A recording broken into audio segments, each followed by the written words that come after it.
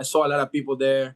I mean, they remind me thank you for saving Clayton Kershaw no hitter. I say no. I just catch a ground ball and threw it across the diamond. He did it. He strike out 14 guys that day. I mean, you guys shouldn't be saying that I saved it because I didn't. Welcome to an emergency episode of the Chris Rose Rotation, a production of John Boy Media. It's an emergency because my friend reached out to me yesterday and he was like, why haven't you reached out? Why haven't you called?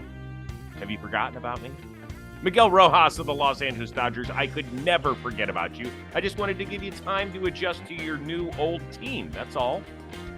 I think there's a lot of things that we have to talk about right now. I'm really excited to be a Dodger again. It's been really good. Coming back to Camelback Ranch and spring training in Arizona is always enjoyable.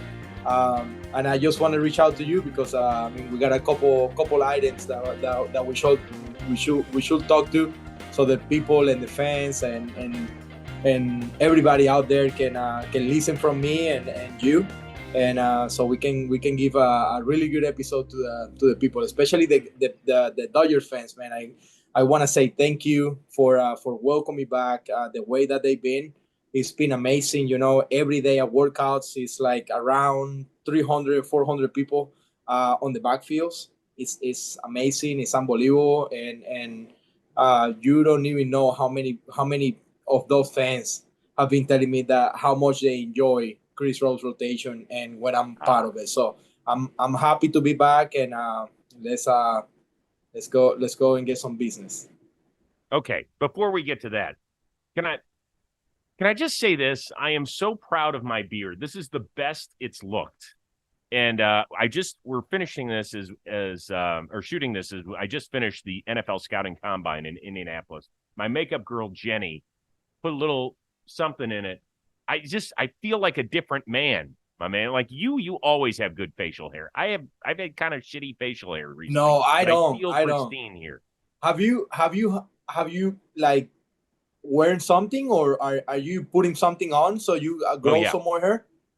You gotta grow. Tips. No, but like darkened it, because usually people have seen it recently and it's been very like more Santa Claus than this shade. But I just I love it. I think this is the best look that you had, because you just recording something really really big, on football, and the combines are all over TV. I was watching you a couple hours ago. I was playing poker, and I was watching you on TV. So now, we got the privilege of having you right after the combine. So what a privilege! Huh?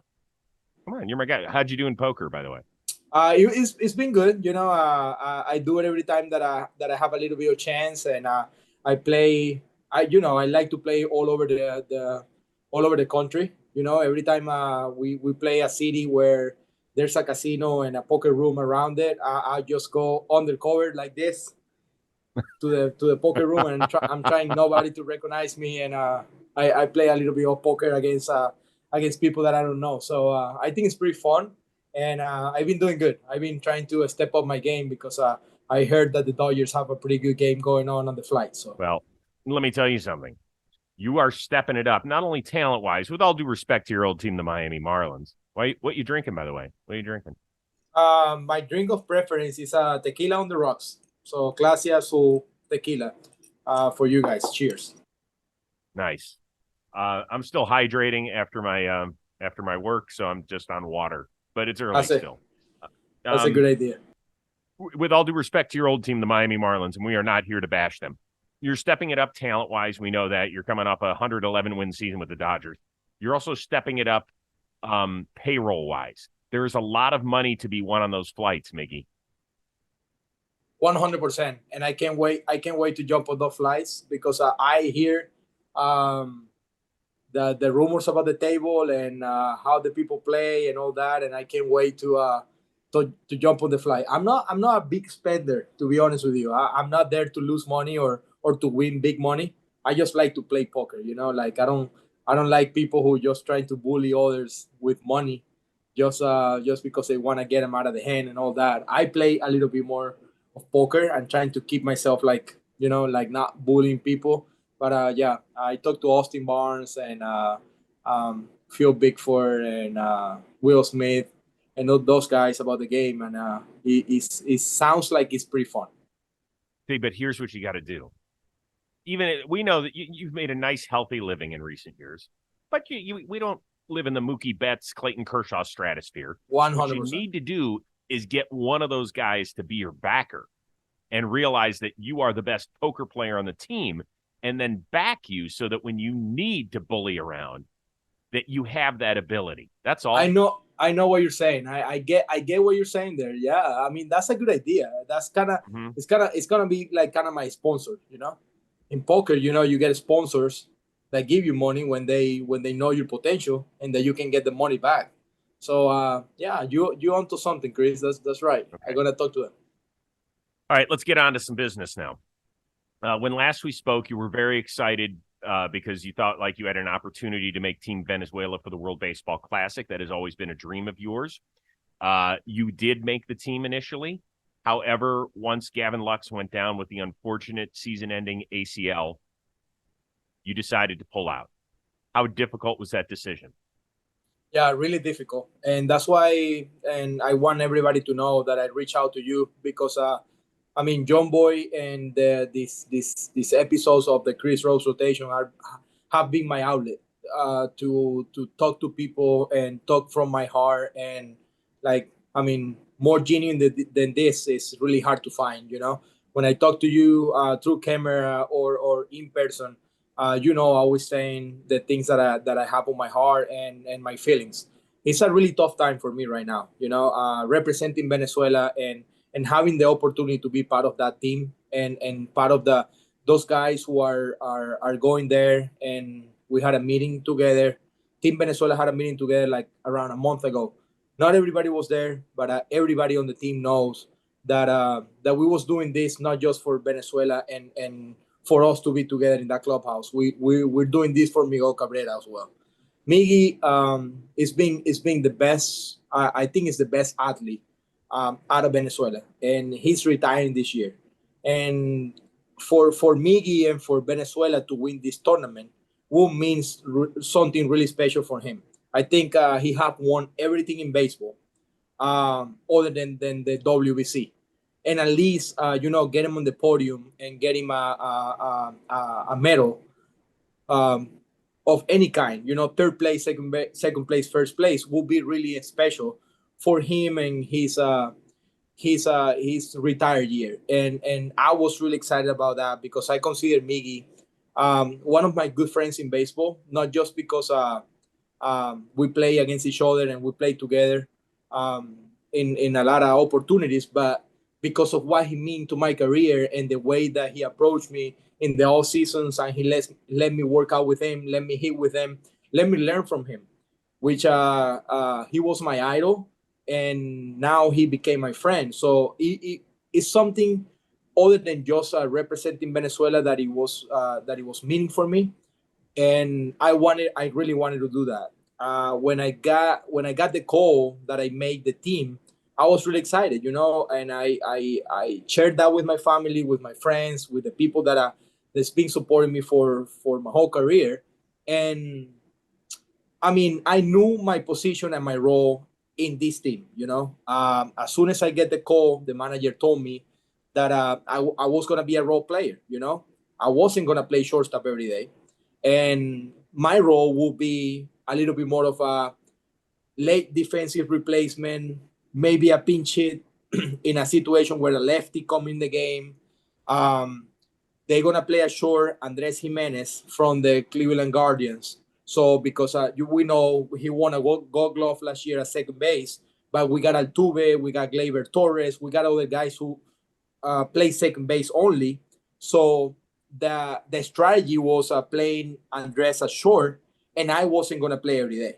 So here's the thing: when the injury of Sluxy happened a couple days ago, the team have to talk to me about my new role with the Dodgers, you know? And now I'm going to be the everyday shortstop for this organization, which is something that they really need a guy who preserves who can really take care of shortstop, you know, for the whole season. So I know Chris Taylor is going to be like bouncing back from the outfield to the infield and helping the mix to be a shortstop as well. But it's going to be my responsibility to cover the shortstop position with the Dodgers. So the decision wasn't my decision to just avoid and just let the team out just because I wanted to play for the Dodgers and I want to play a full season. It's a decision based on getting ready for my year, knowing that if I was going to play for Team Venezuela, I was going to be kind of in a backcourt role and a utility role. And the team talked to me about the concern about me not getting plenty of at-bats to get ready for the season. Mm-hmm. So that's why I feel the necessity of explaining myself. And I'm pretty sure people who really cares about me and really care about my career, they will find a way to understand what I'm saying through our outlets and how difficult for me it is to say no to Team Venezuela for the best of my, not just my career, the best of the team, the best of what's going to happen for 162 games, and knowing that I need to be prepared and I need to be ready because spring training is too short and I probably wasn't going to have a lot of opportunities to play with Team Venezuela. And that's how we came to a conclusion. And it wasn't just mine, you know. Andrew Freeman, Dave Roberts, and Brandon Gomes sit down with me right after Luxie injury happened, and we all talked together. And it was a decision making on what made the most sense for the Dodgers, for Miguel Rojas, and for the future of our year. So I think that summed up how my decision was made. But to go back to how difficult this is one of the most difficult decisions that I have to make on regards of my career. I understand it. I can hear it in your voice. I know how much representing your homeland, which you talked abundantly about on this show, means to you. And it hurts your heart that you can't be there. But this is the reality of it, and we understand it.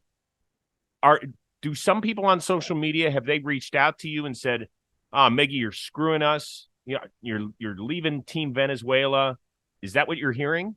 Yeah, 100%. And that's why, I mean, I'm not gonna go on social media and comment on anybody's other comments and all that, because that's not what I think I should do.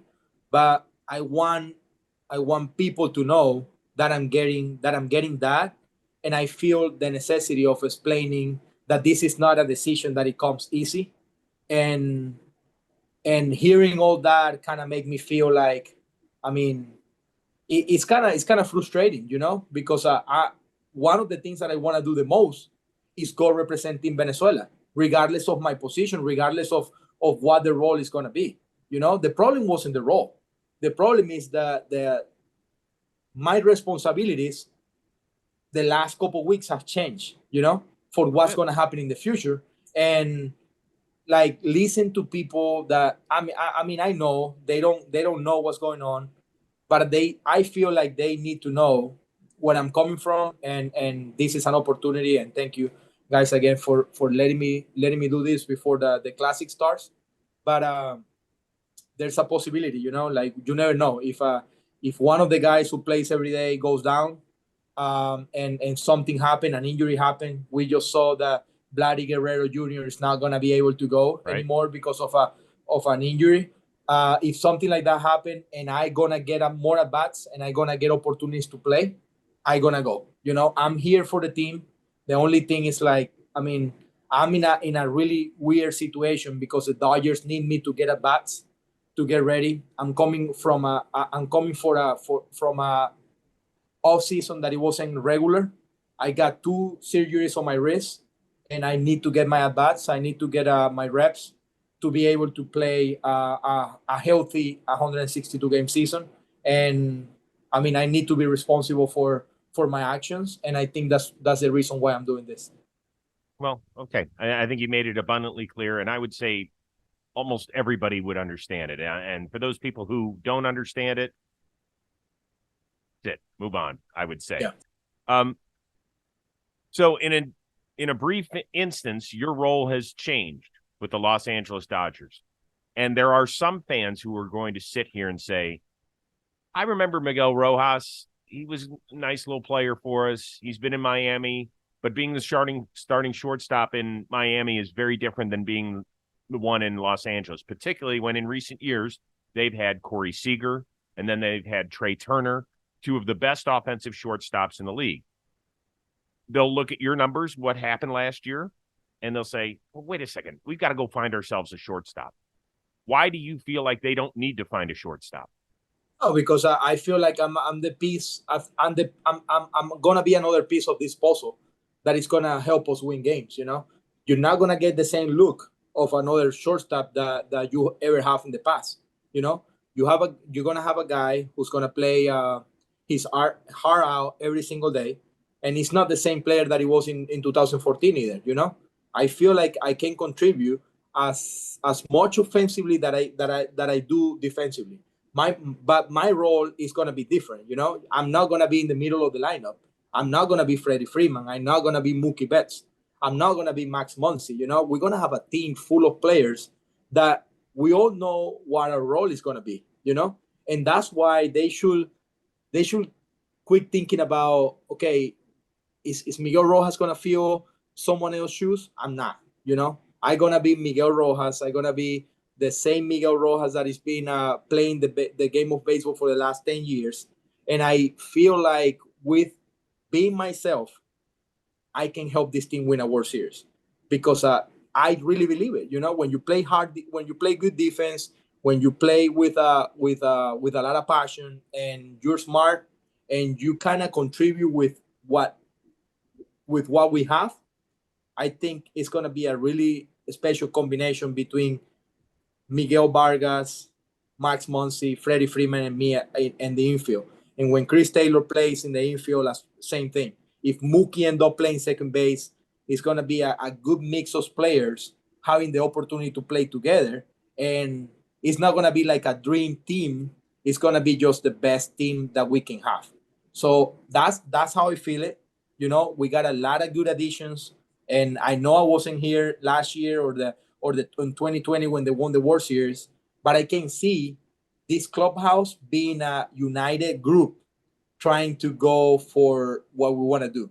We all want to do the same thing, and I think we all really different on different sides of life, and that's gonna make us special because not everybody is kind of not everybody's like a star. Everybody knows their role, and we're gonna let it happen and let it happen the way that it should be. You know, you guys do have your share of stars. Maybe not everybody is, but you do have your share. However, team down the California coast, San Diego keeps just paying goo gobs of money, people. Do you guys talk about that at all in the clubhouse? Like, man, another $350 for Machado after giving Bogarts $280 and Tatis, and they're talking about maybe extending Soto and Hader and all this stuff. Do you guys talk about that? Oh, they already have the players. I mean, it's really cool that they're spending money. You know, as a player, that's what you want. You know, you want players to get paid for what they do. They already have the players. They're not well. They acquire a couple guys. You know, they got Bogarts. But I mean, I wasn't here in the National League West to see those battles. But I'm looking forward for this new challenge of battling with them for the National League West title. You know, I can't really wait to experience those battles. But I mean, yeah, in the clubhouse, we kind of see that they're spending money, and which is great for baseball. You know, players should be getting paid. They already have the players, regardless of if they get $350 million or they get $5 million or $1 million or the minimum salary. We're all gonna have to play the game and perform to win baseball games. You know, I'm happy for them that they're getting players for what their value is. But at the end of the day, we got a team here too that is gonna be ready to compete. But you know, those guys are feeling pretty good in San Diego because they took out the Dodgers in the divisional round. Mm-hmm. They feel like they've added a couple more pieces here, and they have more swag than anybody. They're getting Tatis back this season. My guess is if you ask the Padres clubhouse, they feel like they're the team to beat. They're gonna have to prove it. You know, they're gonna have to come and take it from the Dodgers. The Dodgers are the reigning National League West champions, you know, and they have done it for a long time. That doesn't mean that we're gonna just roll out and do it again. We're gonna have to perform to get it. But until that happens, I feel like that's something that is gonna have to be proven on the field. I'm not saying that it's gonna be easy for us to win it, but that's what we're doing. And I'm really aware. I'm pretty aware of what happened last year, and I heard rumors about how the guys who are still in this clubhouse right now leave what happened last year on that series. You know, on the 5-game series, they're not forgetting about that. I'm telling you that. Like I can hear the rumors. I can hear players who were in that clubhouse in San Diego last year, and I know they haven't forget it. They haven't forget about it. So they have some big business that they wanna finish, and I'm pretty happy and pretty sure that we're gonna do it all together. You know. I hear you. Did we see you wearing Mookie Betts' cleats the other day? Yeah, I told you guys. I told you that I'm not gonna be afraid to talk to Mookie and asking for some good stuff.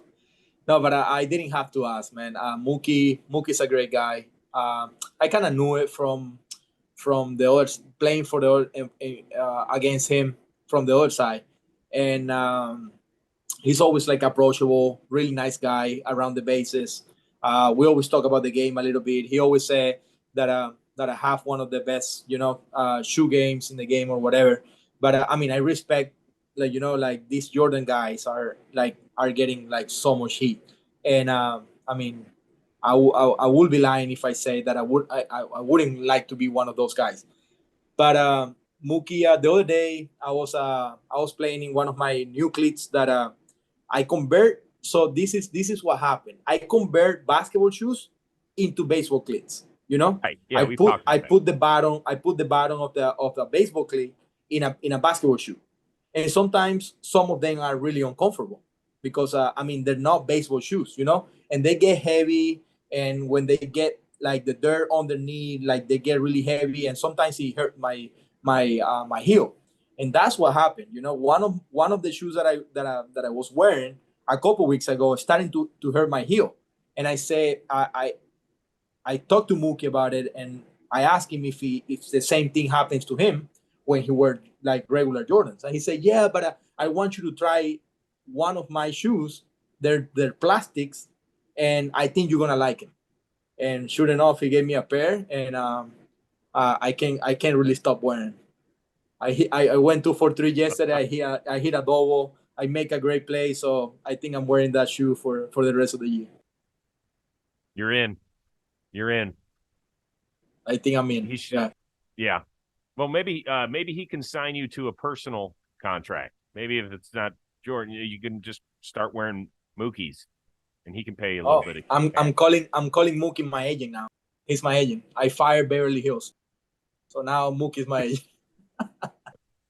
He's got enough to start an agency. I can tell you that. That's right. Holy That's smokes. Right. We also saw you the other day try a little delayed steal. Didn't quite work out, but hey, this is the time to try it. Why not? Yeah. Did you kind of laugh at yourself after it didn't quite? No. One of our hitting coaches, Aaron Bates, this morning was talking to me about. That's funny, man.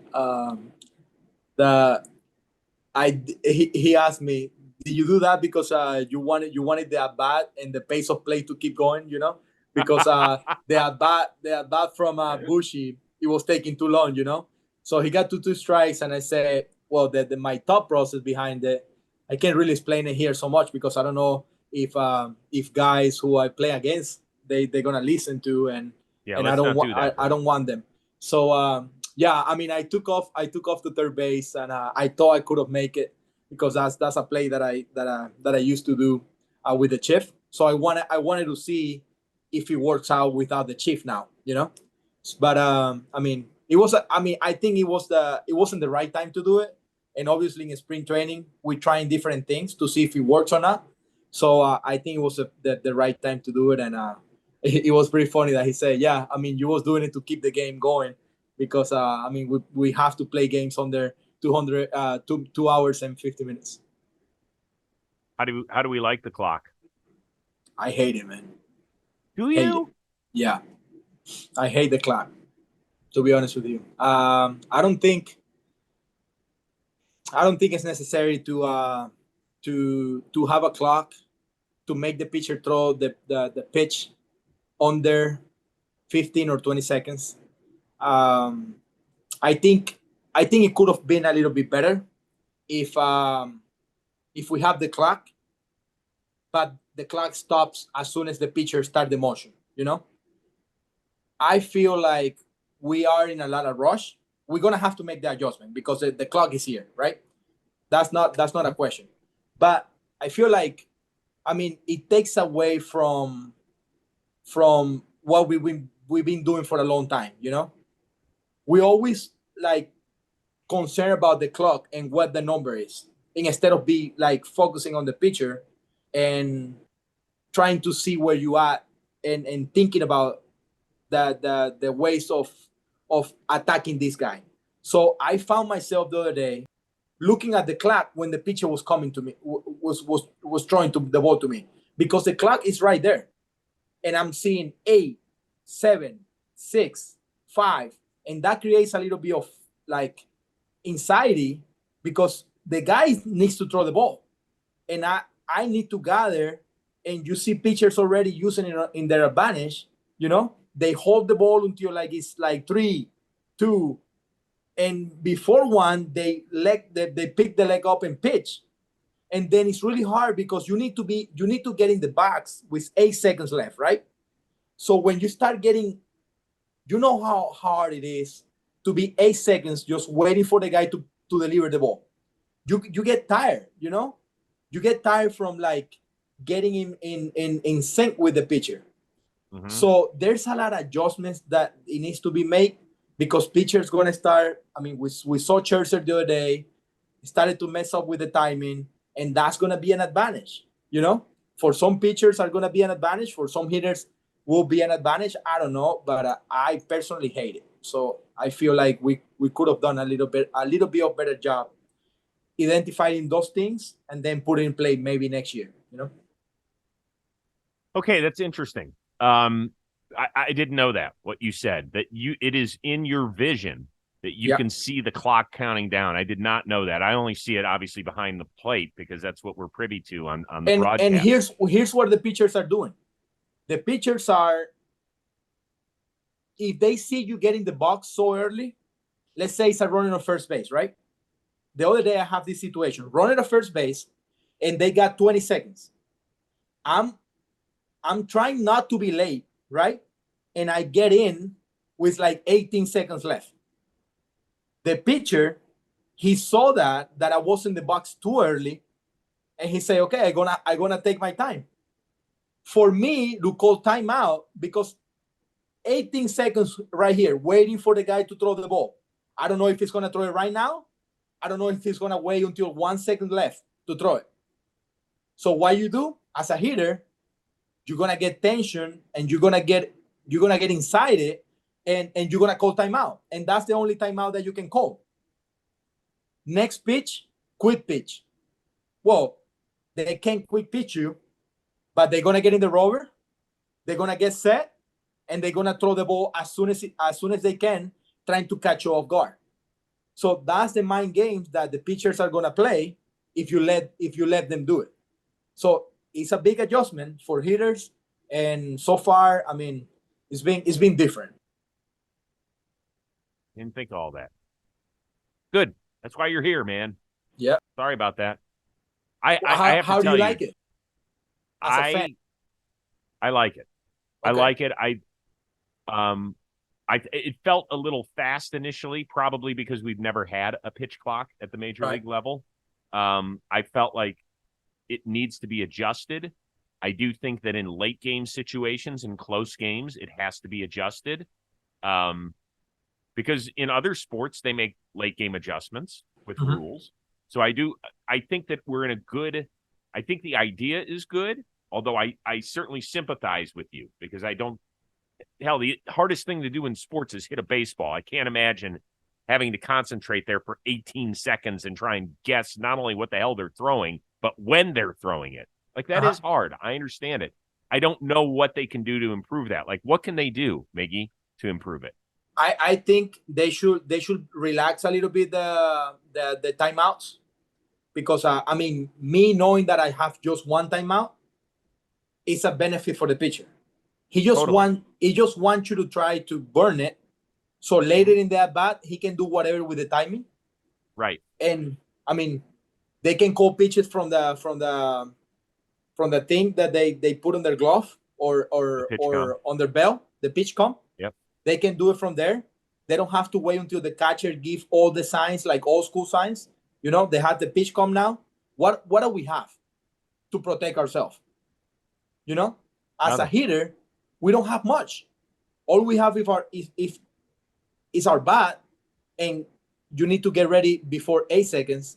And then if you wait too early, I mean, it's really hard, you know, because I mean, being there for 12 seconds, just waiting,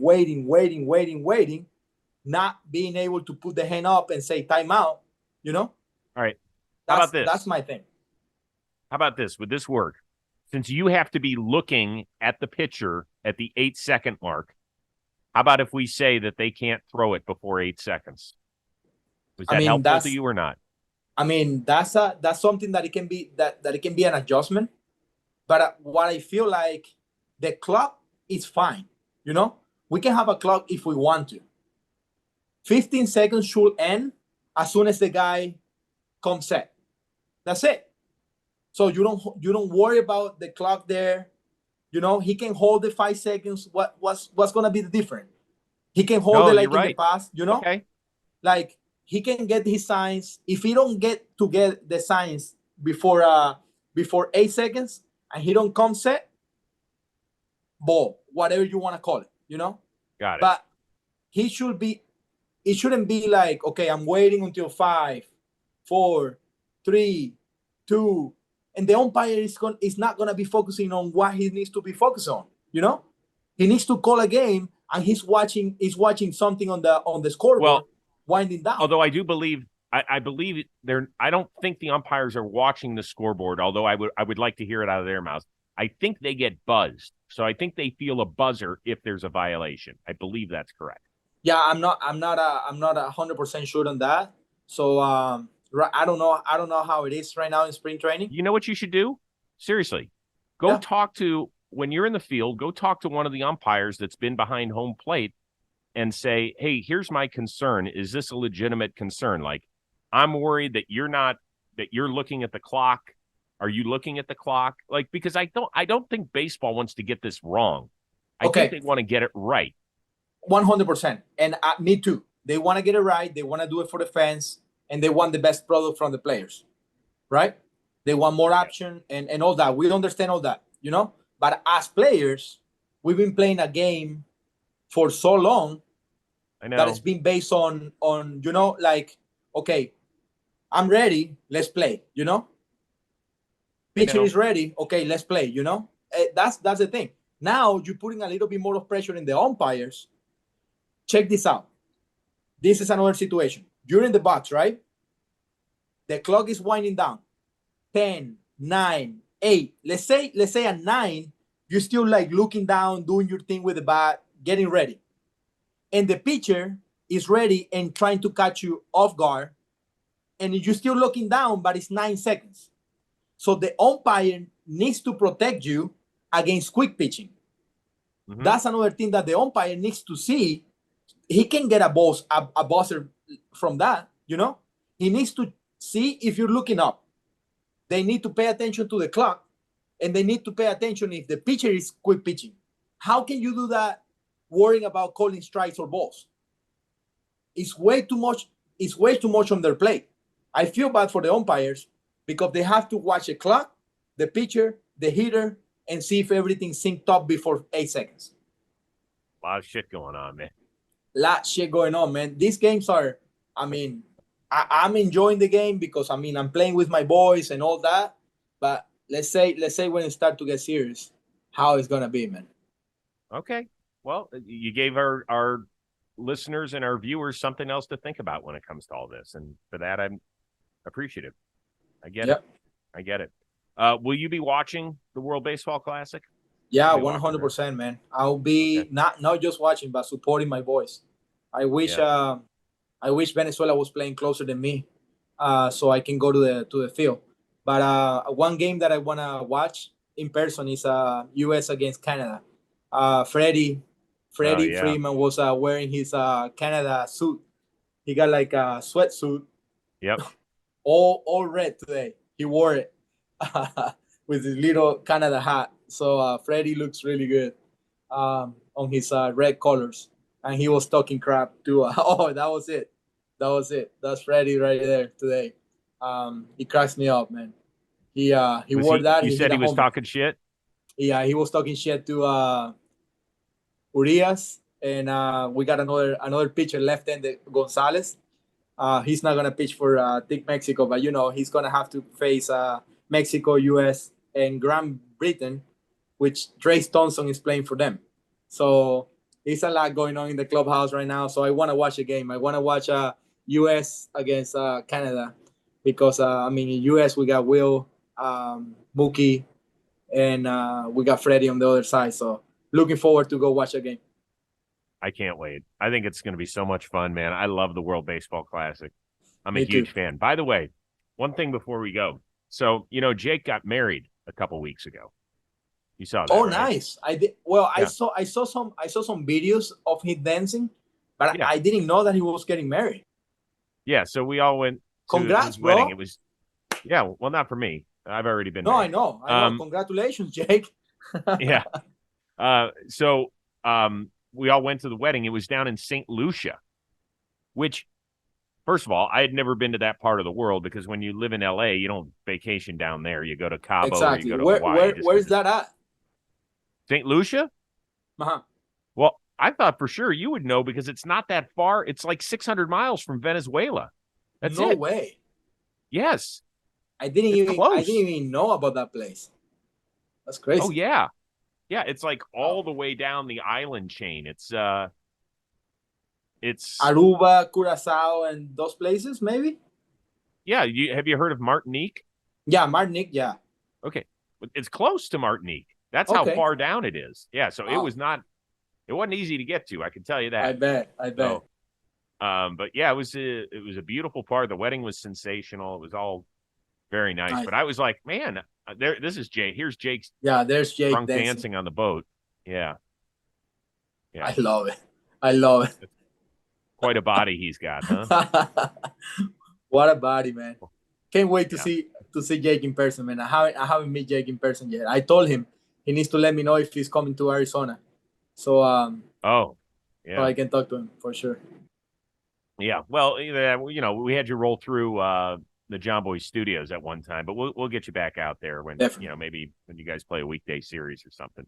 But yeah, I was thinking to myself, man, I could just make a trip to Miggy's homeland. We're this close.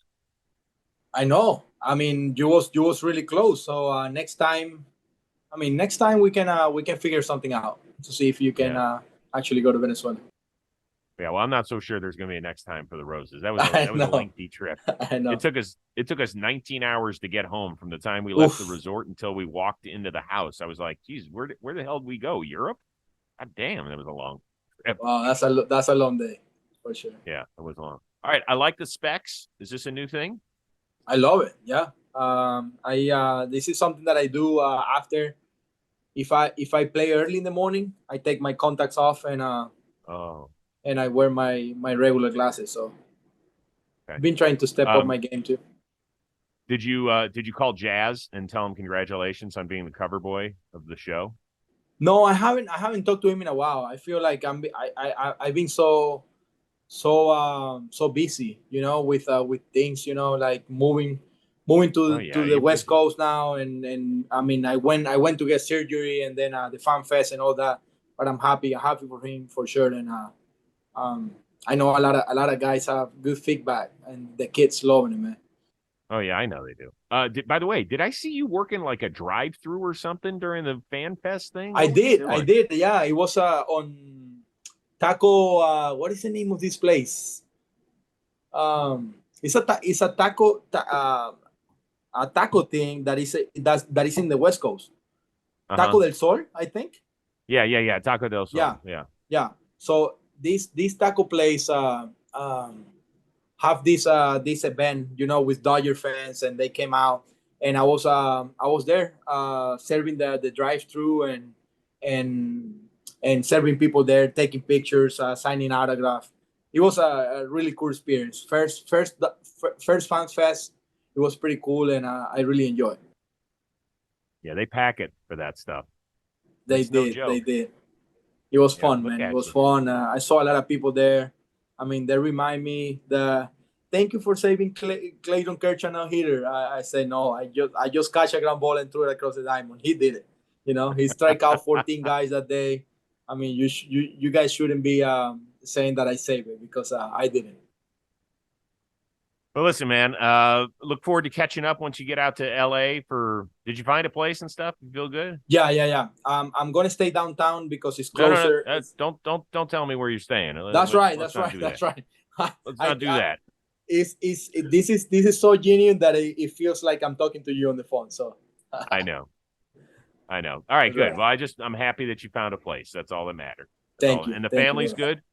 They're doing really good. They're back in Miami. Looking forward to see him in a couple of weeks, hopefully here in Arizona before we break camp. But yeah, everything is going really well, man. I'm happy that I'm back here, enjoying my time, and this club is really good. Awesome. We look forward to the start of the year. We'll catch up with you. We'll have to start doing some in-person shows out of Dodger Stadium. I mean, it's that simple. And maybe we pull in a guest here and there. Maybe for sure.